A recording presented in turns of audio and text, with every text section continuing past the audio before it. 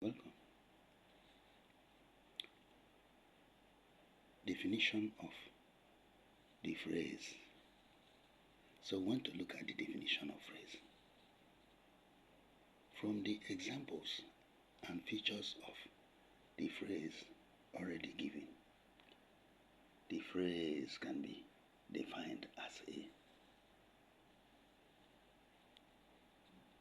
group of words with or without a non-finite verb that does not make complete sense in, mark this, does not make complete sense in isolation, and which only forms a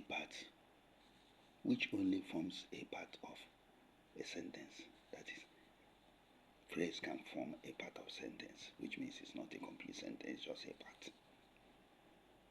Now let's look at features of phrases. Feature here means how we know phrases. How do we know phrases? There are about 5 examples here. So let's see. A phrase is a group of words, e.g., the beautiful girl. The beautiful girl, what happens? What happens to her? So there is no complete statement. Or the beautiful girl is here. Then there will be a complete statement. So that is a phrase there, number 1. Number 2, a phrase does not make sense in isolation, e.g., in the room. It doesn't make sense in isolation. That is, it doesn't make sense staying alone, just being alone. Like you see in the room, being alone in the room. As you see in the room like this, it doesn't make sense. The beautiful girl alone doesn't make sense. That's what it means.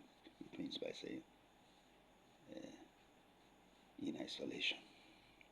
Isolation from verb, the verb itself. Isolation with the verb, okay. Whichever way. Number 3. A phrase may not have any verb. Example, on the table. There's no verb on the table here. It's a phrase. We are talking about how we know phrases. That's the point here. Number 4. There is a verb present in a phrase. The verb is always and must be a non-finite verb. Example, a non-finite. Example of non-finite. To read without light. Read here without light. Doesn't make sense. Reading without light doesn't make sense. The boil yam doesn't make sense. Those who see a verb, non-finite kind of vibe, picture of verbs are there, but never still make any sense. The 5th one here. A phrase only forms part of the sentence. In other words,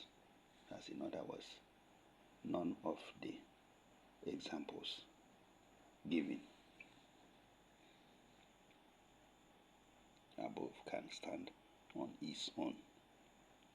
Other expressions must be added to them to have a complete and a meaningful sentences. Well done. So that's what we call phrases. You can go through them.